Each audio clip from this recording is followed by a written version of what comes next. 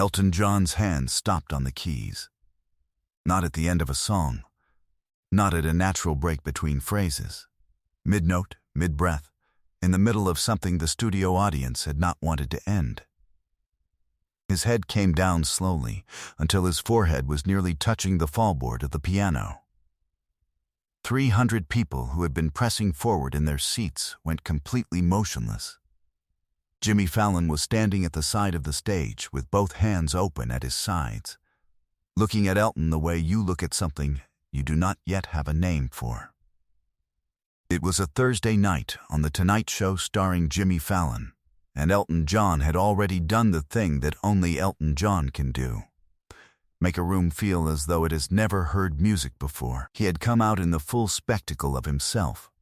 The glasses, the energy, the absolute certainty of a man who has been doing this since before most of the audience was born. He had performed. He had talked with Jimmy. He had made the studio laugh with a story about a misplaced sequin jacket in a Tokyo hotel. The room was electric, in the way a room with Elton John in it becomes electric. Not loud exactly, but lit from the inside. The audience had come hoping to feel something, and they had felt it hard, from the very first note. The segment producer later said she had worked in live television for 21 years and had never seen a room travel from that kind of high to that kind of stillness in the same minute. The Tonight Show control room still talks about what happened next. A production assistant walked out carrying a cassette player. Not a sound system, not a track routed through the main speakers, not something that had been announced or introduced. Just a cassette player, small, with the orange foam headphones hanging off the side and faint tape marks on the housing where a label had been removed long ago. It was placed on the piano beside Elton's left hand without explanation. He looked at it the way you look at something that should not still exist. The play button was pressed. Not loud, not dramatic, just a sound. Another room. Not this room, a room from 51 years ago, smaller, with wooden floors and a slight echo. A piano, slightly out of tune, warming up. And then a voice. 26 years old, unrehearsed.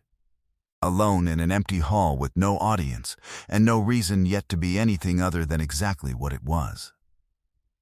Elton John's hands came off the keys. His right hand moved to the edge of the piano. He pressed his palm flat against the wood slowly, the way you press against something solid to make sure it is real and not something your mind has produced. His head tilted forward. One breath.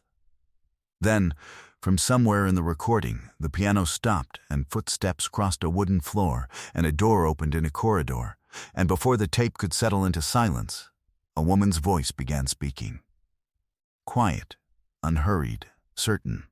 Elton raised his head. He said one word, Margaret. His voice was barely above a whisper, but caught perfectly by his microphone. 300 people held their breath. To understand what happened next, you need to understand what happened in 1973. Elton John wasn't always Elton John, icon and legend. In October of 1973, he was 26 years old and performing at a mid-sized concert hall in Birmingham. An 800-seat venue with balcony seating that creaked when people shifted, and a stage that felt too large for the room until someone filled it. Crocodile Rock had been in the world for less than a year. Goodbye Yellow Brick Road had been released the month before. The spectacle was already there, the boots, the glasses, the presents, but the world had not yet finished deciding how large to make him. He was playing shows because he had to, because that was the condition of that particular kind of belief, and because the alternative was to stop, and he had never once considered stopping. Margaret Holloway was 24 years old. She had been teaching music at a secondary school in Handsworth for 2 years, and she took this work more seriously than anything else in her life, including sleep and her own meals. She had come to the concert alone, because her husband understood many things about her, but not this one. not the specific reverence she had for the voice she had first heard on a radio program the previous winter, a voice that she had described to him as sounding like it already knew something the rest of music was still looking for. He had told her to enjoy herself. She had taken the train. She had also brought a portable reel-to-reel recorder that belonged to the school, checked out on a Friday afternoon against regulations. During the afternoon, before the audience arrived, she found a gap in the loading dock door and captured approximately 4 minutes of sound check through it. His voice, unguarded, warming up a room it did not know yet. Nobody performing for nobody. After the concert, she went backstage. She found him in the corridor outside the dressing room, jacket off, towel around his neck. She introduced herself and told him, without preamble, that she had been recording. He was not bothered. He was curious. He asked to hear it. They stood in the corridor for just under an hour, sharing the foam headphones. She stopped the tape at specific moments, the third phrase of the second song, the place in the warm-up where his voice cracked at exactly the right point, and explained what she was hearing. Not flattery. Analysis. The vocabulary of someone who spent her days teaching young people to understand why music worked. He remembers she had a very direct way of looking at him when she was making a point. He remembers thinking that she heard things in him he hadn't yet learned to hear himself. Before she turned to leave, she said, "You don't perform to the room. You perform to the truth of the room. That is why it works." She walked back down the corridor toward the exit. She pressed record on the machine as she walked, alone, the tape still running. Into the recorder, in the corridor outside a Birmingham concert hall on a cold October evening, she spoke for about 2 minutes. Quiet and direct, not performing for anyone, just making sure it was written somewhere. She described what she had heard that night. She described the specific place in the third song where something happened that she did not yet have the right word for. And at the end, before the tape ran out, she said, "I don't know yet what you'll become. But the voice knows where it's going, even if the rest of it hasn't caught up." She kept the tape. For 51 years it lived in a shoebox on the highest shelf of her spare bedroom, beside the original concert program and the school equipment form she had never filed. She taught music in Handsworth for 30 more years. The kind of teacher whose former students came back not because they needed something, but because enough time had passed that they wanted her to know what had happened to them. 9 months before this night, Margaret Holloway was diagnosed with stage 4 lung cancer. 6 months, maybe less, her doctors told her. Her grandson Daniel, 28, drove up from London to help her sort through the spare bedroom. He found the shoebox. She recognized it from across the room, which told him she had always known exactly where it was. She passed away 5 weeks before this Thursday night. Daniel digitized the tape and wrote a letter to Elton John's management company. The reply came within 48 hours. Elton called Daniel directly. The arrangement was completed inside of a week. Tonight Show staff were told only that a specific guest had been placed in the 6th row, 3rd seat from the left aisle. They were told nothing else. Subscribe and leave a comment, because the most powerful part of this story is still ahead. Behind the scenes, Elton John had made a decision that defied every producer's expectation. He did not want to know the exact moment the tape would play. He did not want to be prepared for it. He asked only that the cassette player be placed on the piano before the recording began, so he could see it arrive without being able to brace against it. He had said to the producer, in the conversation that preceded all the arrangements, "I want her to feel like a person, not a moment." Daniel had been in his seat since 6:20, holding in his lap the original program from the October 1973 concert, which his grandmother had kept in the same shoebox for 51 years, without ever being asked why. But this is the moment no one in the studio, and no one watching at home, ever saw coming. The tape ran through both parts, his own voice first. The 4 minutes of sound check from that Birmingham hall, 26 years old and warming up alone, the piano slightly out of tune. The voice reaching towards something it had not yet learned to name. The studio heard it in complete silence. The voice before it became the voice, still measuring the room, still learning what it was capable of. And then the piano stopped on the recording, and footsteps moved across the wooden floor, and a door opened somewhere, and the tape settled briefly into the ambient sound of a corridor in 1973. And then Margaret spoke. Her voice was clear and unhurried, and 51 years old on that tape, and it did not waver.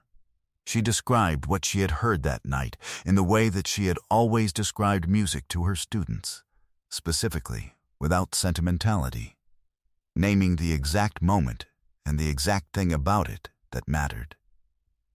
She did not rush. She spoke as though she was making notes for herself, not performing for anyone. Because she was, and at the end, just before the tape ran out, she said it. I don't know yet what you'll become. But the voice knows where it's going, even if the rest of it hasn't caught up. Elton John had not moved since the tape began. When her voice stopped and the room went quiet, he sat for several seconds with his hands still pressed to the edge of the piano. Then a single tear ran down his face, and then another. He did not wipe them. He let them fall the way a man lets something fall when stopping it would cost more than he can afford. He looked up from the piano, not at Jimmy, at the 6th row. He found Daniel without searching, because he had known exactly where Daniel was sitting since the moment he walked out onto the stage. She was real, he said. His voice broke on the last word. Daniel stood. His hands were pressed flat together in front of him. He could not speak. She saw it before I did. Elton's voice steadied slightly, then didn't, before any of the rest of it. Standing in a corridor in Birmingham with a tape recorder, and she just said it plainly. Like it was obvious. She played the tape every year, Daniel said. His voice was quiet and careful, every October. She never explained why, she just played it. Elton closed his eyes for a moment, both palms still on the piano. When he opened them, he said, 51 years. She kept that tape 51 years. Jimmy Fallon had walked out from behind his desk without anyone noticing him move. He was standing at the front edge of the stage, arms at his sides, completely still in the way you are still, when you understand that speaking would be exactly the wrong thing. He said, very quietly, folks, I think we need to let this happen. In the drum riser, Questlove stood up from his kit. He left his sticks on the snare. The director did not cut to commercial. The cameraman closest to the piano did not look away. Elton John stood from the piano bench. He walked to the edge of the stage and extended his hand toward the 6th row, not to pull Daniel forward, just to reach toward him. The way you reach toward someone when the distance between you has lasted too long and needs to mean something less. Daniel reached back.